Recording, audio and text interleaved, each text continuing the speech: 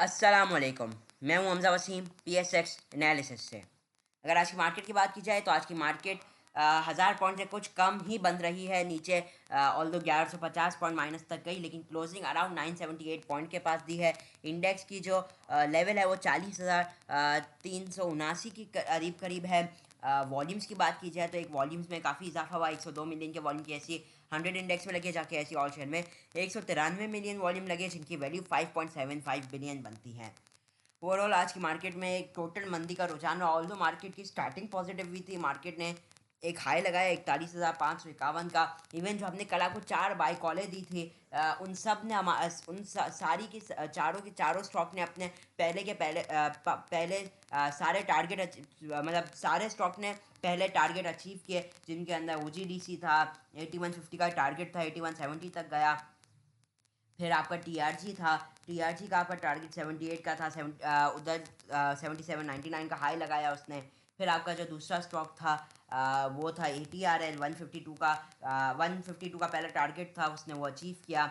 और फिर आपका जो एक और स्टॉक था वो DG खान था। DG खान सीमेंट ने भी हमारा जो टारगेट्स है उसको अचीव किया। बहरहाल अब ये बात, फिर वो के टारगेट्स अचीव करने के फ़ौरन ही बाद वो उन सब रिवर्स हो गए। बहुत ये ज़्यादा वक्त के लिए था नहीं। नेगेटिविटी की भी आज सबसे बड़ी वजह जो थी, पहली वजह तो ये कि जो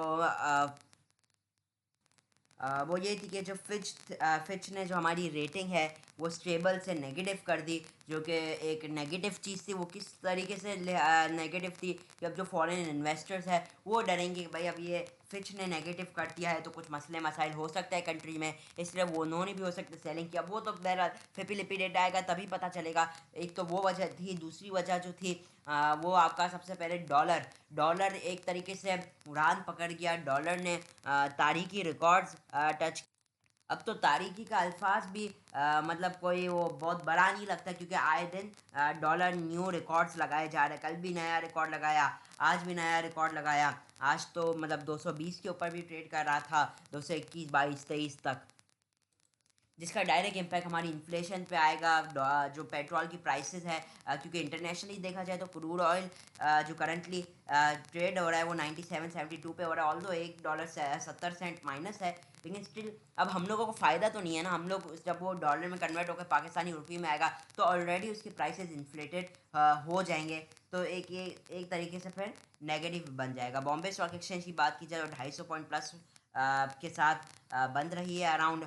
इवन टेक 100 की भी बात की जाए, यूएस के फ्यूचर, वो भी 92 पॉइंट पॉजिटिव चल रहे हैं।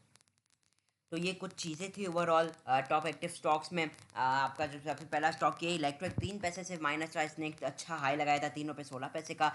WTL 11 पैसे नेगेटिव बन रहा था। सिनर्जी में 16 पैसे नेगेटिव, आज जैसे ₹5 का भी लेवल ब्रेक किया। CLVL के जो राइट शेयर है कॉर्डोबा लॉजिस्टिक के, उसने भी बेसिकली अच्छी परफॉर्मेंस दे रहा था सुबह, लेकिन जाहिर सी बात है मार्केट में सेलिंग प्रेशर इसको भी खा गई और ये भी फिर नीचे आ गया। यूनिटी की बात की जाए, हाईली नेगेटिव परफॉर्म करता रहा। डबल GL भी हाईली नेगेटिव। PRN ने भी काफ़ी नेगेटिव परफॉर्म किया। TPLP तो लोअर कैप के पास रहा। SNGP ₹1.5 minus. पाक इलेक्ट्रॉन भी ₹15 के नेट लेवल पे खड़ा है। जहाँ टॉप एडवांसर्स में तो तकरीबन सभी इलिक्विड है, जैसे अब ये कोहिनूर मिल्स हो गया, बाकी तो तकरीबन सभी एक तरीके से लिक्विड स्टॉक है। जहाँ टॉप डिक्लाइनर्स में भी खैर सभी आज तो डिक्लाइन पर है, लेकिन जो टॉप डिक्लाइनर्स है वो भी तकरीबन सभी लिक्विड स्टॉक है।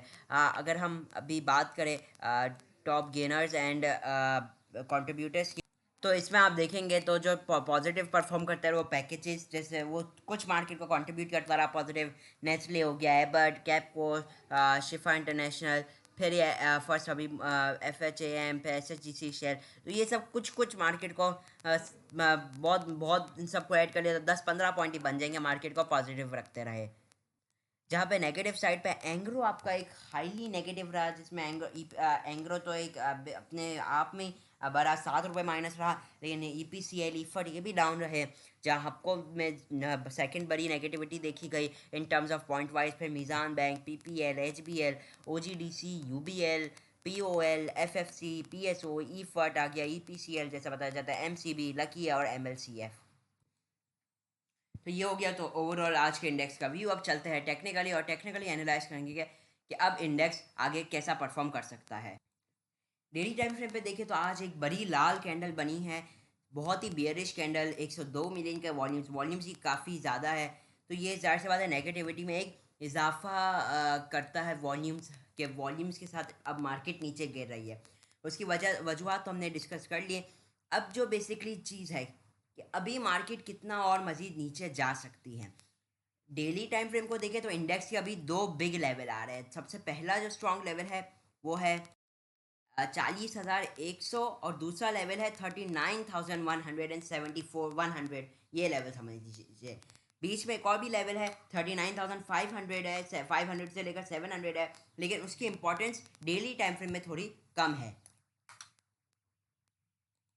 अभी तक मार्केट को हाई साइड से देखा जाए तो मार्केट ने जो एक हाई लगाया था फ्राइडे के दिन 42,500, उधर से आज का जो लो मार्केट ने मारा है जो कि एक 52 वीक लो भी है, वो है अराउंड 40,216।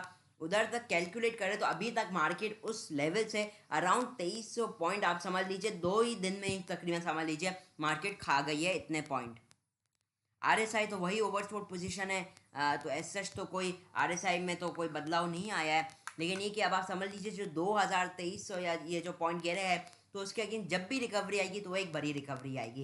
लेकिन स्टिल अभी जो निचले लेवल्स है वो यही है कि तो अभी तो खैर कुछ एज सच हम नहीं कह सकते, लेकिन ये कि अब ट्रेंड लाइन की भी एक सपोर्ट आनी है डेली टाइम फ्रेम में। तो कल ऐसा लगता है कि अगर अब कल मार्केट नीचे जाती है तो कल मार्केट लो साइड से एक बाउंस बैक कर सकती है, क्योंकि अगर आप आवर्ली टाइम फ्रेम में देखें या कोई से भी टाइम फ्रेम में देखें तो मार्केट तो एक हाईली ओवरसोल्ड पोजीशन पे है। एक आप समझ लीजिए कि एक्सट्रीमली ओवरसोल्ड पोजीशन के अंदर है और मार्केट कभी भी किसी भी वक्त एक रिकवरी का फेज बनाएगी, 500 से 1000 पॉइंट डाउन साइड से रिकवर करते हुए दिखाई देगी। अच्छा, तो वो सिर्फ एक रिकवरी की हद तक होगा। तो अब वो फिर आगे देखा जाएगा कि अब वो शॉर्ट टर्म ट्रेंड की अपॉर्चुनिटी है या मजीद बाय करनी चाहिए, क्योंकि एक रिकवरी सिर्फ एक रिकवरी ही होती है ना, उसमें हमें बहुत तेज़ी करनी चाहिए। तो तेज़ी तो बिल्कुल ही नहीं करनी चाहिए। अभी आप समझ लीजिए जो पहला ये 40,000, 40,100, तो 40,000 तो खुद ही एक बड़ा साइकोलॉजिकल बैरियर है। उसकी तो खुद एक इतनी इंपॉर्टेंस है कि फिर 40,000 के नीचे तो 4 वाला डिजिट ही हट जाता है और 3 आ जाता है, 39,000 आ जाता है फिर। तो 40,000 अपने आप में एक बहुत बड़ा साइकोलॉजिकल बैरियर भी है, तो एक अच्छी इंपॉर्टेंट भी एक इम्पॉर्टेंट रोल भी ये प्ले करेगा। और खुद ही 40,000 के नीचे जब मार्केट चली जाएगी तो मार्केट ऑटोमेटिकली सस्ती लगने लगेगी, क्योंकि जाहिर सी बात है जब आप मार्केट को देखेंगे तो आपको 39,000 का फिगर दिखेगा, तो ऑटोमेटिकली फिर वहाँ से एक बाइंग भी आ सकती है। तो यही मेरा मशवरा है कि हाई साइड पे मार्केट मौका देती है, कुछ माल बेच बेच के ही काम करना चाहिए। हाई साइड पे बेच के फिर आप नीचे उठा लीजिएगा, माल मिल जाएगा, नहीं मिलता तो आइटम की कोई कमी नहीं, आप दूसरे आइटम में काम कर सकते हैं। तो ऐसी बात ही मार्केट इंशाल्लाह यहाँ से रिकवरी का फेज ज़रूर बनाते हुए दिखाई देगी। और पर्सनली मुझे क्या लगता है कि अल्लाह ना करे कल अगर मार्केट 40,000 का लेवल ब्रेक करती है तो जो 39,850 या 700 का लेवल आएगा इनिशियली ये एक बहुत अच्छी सपोर्ट देगा मार्केट को, और अल्लाह ना करे वो ब्रेक होते तो फिर आपका जो लेवल आएगा वो 39,500 आएगा। जहाँ रेजिस्टेंस लेवल की बात की जाए, जहाँ कुछ बेहतरी एक्सपेक्ट कर सकते हैं, वो फिलहाल जो लेवल है इमीडिएटली बात की जाए तो 41,100 का जो लेवल है उसे ब्रेक करना मार्केट के लिए बड़ा इंपॉर्टेंट है, एक रिकवरी के फेज में दाखिल होने के लिए। बेहतरी को 40,800 का लेवल ला सकता है, लेकिन ब्रेक जो लेवल मार्केट को चाहिए वो 41,100 का लेवल एज ऑफ टुडेज लो चाहिए मार्केट को एक रिकवरी के फेज में दाखिल होने के लिए। तो मेरा मशवरा ये है, मार्केट बढ़ती है जहाँ थोड़ा थोड़ा बेच कर नीचे खरीद लेना चाहिए। इधर आप अच्छी इंट्राडे पोजीशन ज़रूर फाइंड कर सकते हैं मार्केट, क्योंकि एक हाईली ओवरसोल्ड पोजीशन के अंदर। मजीद एक और चीज़ मैं आपको दिखाना चाहूँगा, डेली टाइम फ्रेम में देखिए तो आरएसआई अब भी 37 के ऊपर है। पिछली बार आरएसआई हम जो लो मारते हुए दिखाया है आरएसआई ने वो 31 का मारा है, जो कि जब इंडेक्स 42,000 पे था। तो आप समझ लीजिए कि अभी आरएसआई में थोड़ी थोड़ी डाइवर्जेंस आ रही है, जो कि मार्केट जैसे ही लो लगाएगी तो एक डाइवर्जेंस कंप्लीट हो जाएगी और फिर हम एक अप मूव देख पाएंगे मार्केट में। तो ये हो गया ओवरऑल मार्केट के हवाले से व्यू। अब चलते हैं आप लोगों के कमेंट्स के ऊपर, आप लोगों के स्टॉक्स को हम एनालाइज करते हैं। सबसे पहला जो स्टॉक है वो है जी एच एन एल। मैंने इसलिए आप लोगों ने कमेंट किया था इसलिए जी एच एन एल है पहला स्टॉक। जी एच एन एल की बात की जाए तो आज बहुत ज़्यादा नेगेटिविटी नहीं रही एज सच ऑफ मार्केट आप देखेंगे तो 2.36 माइनस रही परसेंट में, जहाँ पे अगर आप जी एच एन एल को देखो 2.14% का मार्केट को आउट परफॉर्म करता रहा। तो ये एक पॉजिटिव चीज़ है। ओवरऑल जैसे पहले भी बता दिया है, जी एच एन एल क्या कर रहा है बेसिकली यहाँ पे कंसोलिडेट कर रहा है काफ़ी अरसे से, और आप पहले भी देखेंगे तो एक अच्छे सपोर्ट लेवल्स पे मौजूद हैं। और ज़ाहिर सी बात है एक अट्रैक्टिव रेट तो है ही है। तो अभी ये जो लेवल है GHNL का, ये एक स्ट्रॉन्ग सपोर्ट लेवल है जिधर से एक बाउंस बैक एक्सपेक्टेड है। अच्छा, मैं वंस अगेन कहूँगा, अगर ये अपना लो 56 का ब्रेक करता है तो इसमें नेगेटिविटी बन सकती है और फिर इसमें नई नेगेटिविटी और नए लोस की तरफ फिर ये जाएगा। वरना ओवरऑल ये भी अच्छे लेवल पे है, कोई सा बाय कॉल नहीं है। लेकिन ओवरऑल एक अच्छे स्ट्रॉन्ग सपोर्ट लेवल पे RSI भी इसका हाईली ओवरसोल्ड पोजीशन के अंदर है। जो इसका रेजिस्टेंस लेवल है करंटली वो है अराउंड अराउंड 60.5 का। ये इसका भी फिलहाल के लिए रेजिस्टेंस लेवल है। नेक्स्ट जो स्टॉक है वो है TPL प्रॉपर्टीज। ये भी एक हम देख रहे हैं कि एक हाईली ओवरसोल्ड पोजीशन के अंदर है। आज इसने एक अपना लोअर लॉक भी मारा, कल भी इसमें काफ़ी नेगेटिविटी रही और पहले भी ये काफ़ी नेगेटिव परफॉर्म करता रहा है। इसने जो एक हाई मारा था 22 रुपये और अभी करंटली ये 17 रुपये 91 पैसे पे है, जो कि अराउंड 20% का फॉल बनता है। तो 22 जून से ये अभी 20% के डिस्काउंटेड रेट पे मौजूद है। ओवरऑल अभी इसकी बात की जाए तो फिबोनाची लगाया है तो इसके जो गोल्डन लेवल है 18.5 से लेकर 17.5 रुपये। अच्छा, इधर मैं आप लोग का एक्यूमुलेशन का इसलिए नहीं कह सकता या ना स्विंग ट्रेडिंग का, क्योंकि अभी ये एक डाउन ट्रेंड के अंदर है। ये न्यू लोस दे रहे हैं और कंटिन्यूसली लोअर हाईज ही लगा रहा है। तो इसी को अगर आप जहन में रखें तो इस हिसाब से तो इसको 14 रुपये भी ब्रेक कर देना चाहिए। 14 रुपये 76 पैसे का जो इसने लो मारा है, अगर ये अपनी जो प्रीवियस ट्रेंड है उसको कंटिन्यू रखता है तो फिर। लेकिन ये कि अभी कल के दिन के लिए एक्सपेक्टेड ही कि अगर ये कल नीचे जाता है तो फिर एक्सपेक्टेशंस ही हो सकती है कि जो 17.68 है ये एक स्ट्रॉन्ग सपोर्ट लेवल है। तो अगर कल इसके नीचे नीचे ट्रेड करता तो इसकी कोशिश होगी कि कल के दिन जो क्लोजिंग है वो एटलीस्ट 17.68 के ऊपर दे, तो शॉर्ट बाउंस बैक एक्सपेक्टेड है। क्योंकि आवर्ली टाइम फ्रेम में भी देखें तो एक हाईली ओवरसोल्ड पोजीशन के अंदर है। हाँ, अगर ये 17 रुपये जो ये 68 पैसे का लेवल है इसको भी ब्रेक कर देगा तो फिर नेगेटिविटी मज़ीद बढ़ जाएगी और फिर ये टारगेट करेगा 16 रुपये 40 पैसे।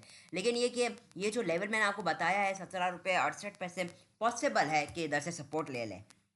लेकिन स्टिल अगर उसको ब्रेक करे तो फिर जो निचले लेवल है 16 रुपये 40 पैसे और फिर जो है फिर जो नेक्स्ट लेवल आने हैं वो है 15 रुपये 40 पैसे और फिर 14 रुपये 76 पैसे। ओवरऑल वेव्स के हिसाब से भी बात की जाए, जो उसने एक न्यू वेव लगाई थी 21 रुपये से अभी करंटली 17 रुपये पे, तो एक जाहिर सी बात है एक थोड़ा थोड़ा डिस्काउंटेड रेट पे है। स्टिल शॉर्ट एक रिकवरी हम इसमें भी एक्सपेक्ट कर सकते हैं अगर ये मज़ीद नीचे जाता है तो फिर। जो नेक्स्ट शेयर है वो है सिनर्जी। सिनर्जी ने आज एक न्यू लो लगाया है आपके जो कि अराउंड 4 रुपये 96 पैसे का बनता है। प्रीवियसली जो इसने एक लो लगाया था वो भी अराउंड 4 रुपये 96 पैसे का ही था। तो ये कि एक अच्छे सपोर्ट लेवल पे है। इवन 5 रुपये का ये जो लेवल है ये भी एक बहुत बड़ा साइकोलॉजिकल एक लेवल है जो कि एक साइकोलॉजिकल सपोर्ट की तरह प्ले करेगा। क्योंकि अगर देखा जाए तो ये 5 रुपये के ऊपर ही हमेशा इससे कोशिश की अपनी क्लोजिंग दे। तकरीबन 10 अप्रैल 2020 के बाद से आप समझ लीजिए इसने 5 रुपये के नीचे क्लोजिंग नहीं दी। ऑल्दो अब जो लेवल है, मान लीजिए कि ये लेवल ब्रेक कर देता है 5 रुपये का, तो फिर जो नेक्स्ट बिग लेवल आना है वो है 4.5 रुपये का। अच्छा, ये जो लेवल है ये एक बहुत ही इंपॉर्टेंट सपोर्ट लेवल होगा। अच्छा, ये कौन सा लेवल है मैं आपको इसके हवाले से भी बता देता हूँ। ये वो लेवल है जब मार्केट कोरोना के टाइम में क्रैश हुई थी, 27,000 के पास इंडेक्स आ गया था। तो ये वो वाला लेवल है बेसिकली, 4 रुपये 50 पैसे वाला। तो फिर आप समझ लीजिए कोविड के वक्त जब मार्केट क्रैश हुई थी ये उस रेटों पे फिर ये मिल जाएगा 4.5 रुपये का जो इसका लो लेवल है। तो स्टिल ओवरऑल तो 5 रुपये भी एक एक्सट्रीमली स्ट्रॉन्ग सपोर्ट लेवल है। आवरली टाइम फ्रेम में भी अगर बाइकों को देखा जाए तो बाइको एक अच्छी सपोर्ट ले रहा एक सॉरी हाईली ओवरसोल्ड पोजीशन के अंदर है। इवन इस हाई से अच्छे खासे डिस्काउंटेड पे है। तो एक शॉर्ट अगर आप समझते हैं तो थोड़ा नीचे जाने के बाद इसमें भी एक शॉर्ट बाउंस बैक एक्सपेक्टेड है। लेकिन वही बात है वो सिर्फ एक रिकवरी ही होगी। नेक्स्ट जो शेयर है वो है गुल अहमद टेक्सटाइल मिल। इसके हवाले से भी कमेंट आया था। तो देखा जाए गुल अहमद टेक्सटाइल मिल एक 52 वीक लो पे भी चल रहा है और काफ़ी साल के मतलब लो पे चल रहा है ये। एक तो हाईली डिस्काउंटेड रेट पे भी मिल रहा है क्योंकि जो इसने एक लेटेस्ट हाई लगाया था, लेटेस्ट हाई की मैं बात कर रहा हूँ अराउंड 48 के पास था। तो उधर से अभी का जो रेट है वो अराउंड वही 40% का डिस्काउंटेड रेट है। और इसका अगर ये तकरीबन हाई लगाया जाए, 1 साल का हाई की बात की जाए तो उससे तो अराउंड 50% के डिस्काउंटेड रेट पे ये मौजूद है। करंटली चार्ट पे जो एग्जिस्टिंग सपोर्ट इसकी दिखती है करंटली वो है अराउंड अराउंड 26 की, जिधर से ये दो बार बाउंस बैक कर चुका है। एक अच्छा सपोर्ट लेवल ये चार्ट के ऊपर दिखाई देता है। इसका जो करंट रेजिस्टेंस लेवल है वो है बेसिकली 34 का। इसके ऊपर ये सस्टेन करेगा तो इसमें बेहतरी आ सकती है और ये भी हाईली ओवरसोल्ड पोजीशन के अंदर है। इसके अंदर भी कोई अगर न्यू एंट्री सीख करना चाहता है शॉर्ट टर्म गेन के लिए तो डेफिनेटली मुझे लगता है एक अच्छा ये चॉइस बन सकता है। लेकिन इस वक्त मार्केट भी ऐसी हो गई है कि इन्वेस्टमेंट के लिए ऐसा लगता है कि मज़ीद वेट करना चाहिए, जैसे अब एक आध बार हालात बेहतर हो जाए। पहले भी मैं ये दोहरा चुका हूँ कि 2 पैसे महंगा ख़रीदना बेहतर है 10 पैसे लॉस करने के बराबर।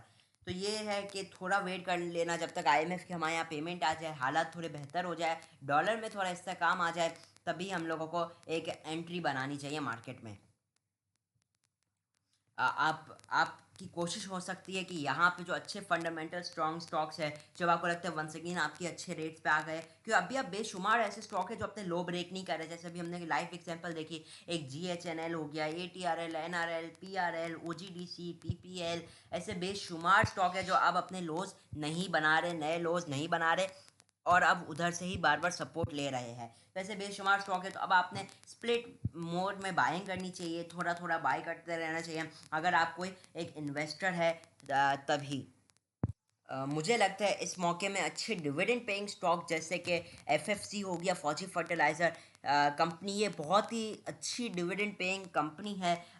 मतलब बहुत ही यूनिफॉर्मली डिविडेंड पे करती है अपने शेयर होल्डर्स को, और हर साल पे करती है। आप समझ लीजिए इसका जो लॉन्ग टर्म चार्ट भी आप देखेंगे तो ये काफ़ी हद तक स्टेबल रहता है। FFC आप समझ लीजिए 2010 को भी ये आज इतना ही रेट था, जैसे आप 2010 में भी इसका रेट देखेंगे तो 100 रुपये था, आज भी 100 रुपये ही है। लेकिन उस दौरान उसने डिविडेंड बेशुमार दिए, हर क्वार्टर डिविडेंड पेइंग वाला स्टॉक है। और करंटली अगर आप इसकी डिविडेंड यील्ड देखें तो तकरीबन 13.5% से भी ऊपर डिविडेंड यील्ड आज के रेट पे बनती है, जो कि एक अच्छा रिटर्न है। ऑल्दो हम जानते हैं कि इन्फ्लेशन इससे ज़्यादा है, लेकिन आप समझिए जब इन्फ्लेशन कंट्रोल में आ जाएगी तो ये फिर ये जो 13.5% का जो नंबर है वो फिर एक अच्छा नंबर बन जाएगा। इसी के साथ EPCL हो गया, खैर वो तो इतना यूनिफॉर्मली पहले नहीं पे करता हुआ आया, लेकिन ईफर्ट हो गया आपका।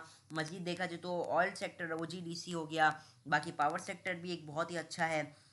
मज़ीद देखा जाए तो सीमेंट सेक्टर में अब भी कुछ चंद स्टॉक है जिनमें आप देख सकते हैं एंट्रीज। मज़ीद देखा जाए तो कैपको को देखिए अगर आप, तो कैपको ने आज पॉजिटिव 11 पैसे प्लस बन रहा, तो ये एक अच्छे डिविडेंड पेइंग स्टॉक्स हैं, इनको टारगेट भी करना चाहिए, जो कि बेसिकली फंडामेंटली एक अच्छे स्ट्रॉन्ग स्टॉक्स हैं।